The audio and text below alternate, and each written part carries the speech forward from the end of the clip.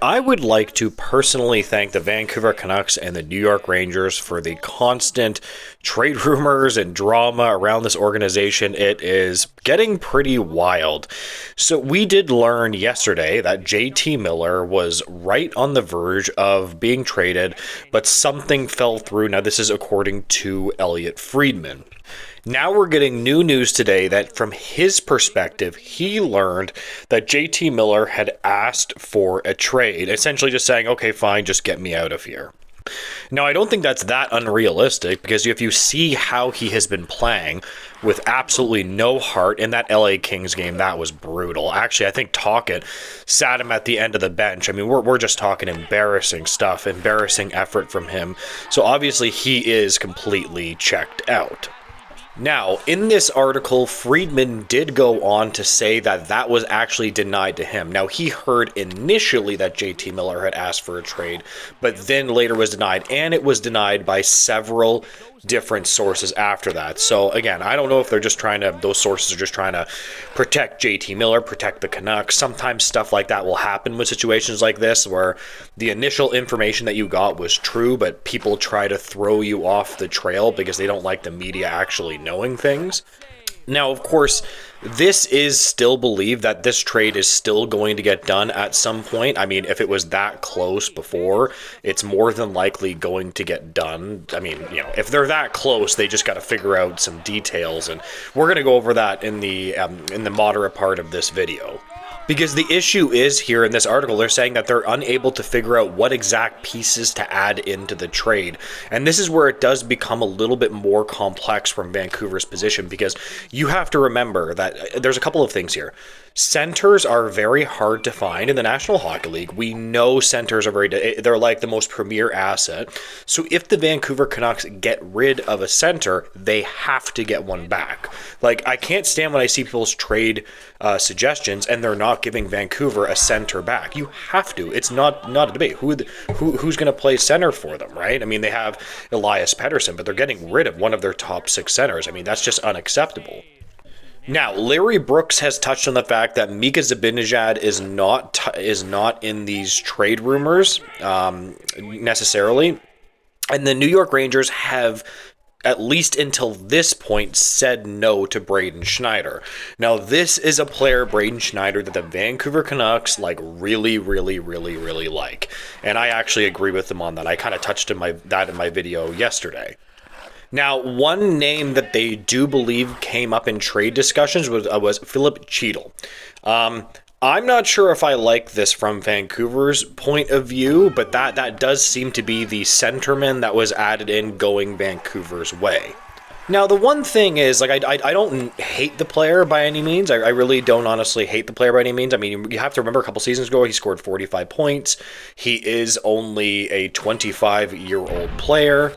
18 points in 37 games, 10 goals. He's on pace. He is about a 20 to 25 goal scoring center. So this isn't a horrendous thing like they could, but you have to remember, Chytil is playing like third line time. He's playing third line time on the Rangers. Like, he's certainly not playing like a lot of minutes, right? Like, currently the past couple of seasons, he's played about 15 minutes. That's sitting right exactly about third line time. Again, I just don't like that. I would much prefer if the if the Vancouver Canucks got back Zibanejad or even Trocheck. Like, Trocheck's getting paid about 5.26. Now, the difficulty with both of those players is I'm going to put the information up on the screen for you guys, but they have like full no move clauses, which means that it's almost impossible to move them. It's not like a no trade list. It's like a no move clause where, like, the team would have to put him essentially on waivers or something like that to try to get rid of him, and I doubt the New York Rangers want to do that with an asset, right? So that's what's so difficult. You have to give the Vancouver Canucks a center back, right? So that's why they're going down this rabbit hole, essentially. Because when it comes to Filip Chytil, he has no trade protection at all. So this is an asset that can be very easily moved going New York to Vancouver's way. He's getting paid about $4.4 million, so it does make sense. Like, I don't completely despise this. And if the Vancouver Canucks really do think that they have to get rid of JT Miller. This might actually make some sense. I just think that JT Miller is worth a lot more here. Now, let's say they add a Philip Cheadle and they add in Braden Schneider. So they're getting a centerman to replace JT Miller, albeit not as good of a centerman, let's put it that way. And then they're getting like a good young right-hand D that has top 4 potential. You know, what do you guys think about that? Would that make you think a little bit more? It depends on what you think of Braden Schneider personally. Like, do you think that he's a top 4 guy? Do you think that he's going to just be a bottom pair guy? I do think that he has potential to be a proper second pair, you know, shut down type on the lower end of offense. Obviously, he's not going to offer you a ton of offense, but can he be a 19 to 21 minute a night right-hand shot, move the puck in the right direction defensive defenseman? I actually wouldn't. I kind of do see him as that. So that is probably exactly what the Vancouver Canucks are thinking here. And then if you add Braden Schneider in, it actually makes a lot more sense. You got Cheadle, you got Braden Schneider. I believe he's getting paid like 2.2. So you got like 6 and a bit going Vancouver's way. Miller's getting paid, I think, $8 million, and then you have $8 million going back New York's way.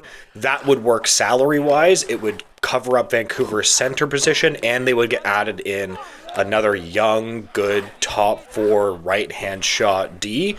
I actually think this is logical and makes a lot of sense, and I think that this is what the guts of the trade are. So I don't know why this hasn't happened. I mean, they can trade Cheadle, no problem. I'm pretty sure they can trade Schneider, no problem. There's no trade protection with either of these players. So they can absolutely do this trade. So I don't really know what's holding that up. Maybe it is just that the New York Rangers just really worried about giving him up. Again, the New York Rangers, that is, have already made another error when they traded Kaapo Kakko. Don't look now, but Kaapo Kakko has like 13 points in 14 games for the Kraken. So he's pretty damn good so far there. So keep an eye on him. Anyways, that is the video. I just wanted to cover the continuing JT Miller trade drama. If you could like, comment, and subscribe, I would greatly appreciate that, guys. And make sure to have a great day. Goodbye, guys.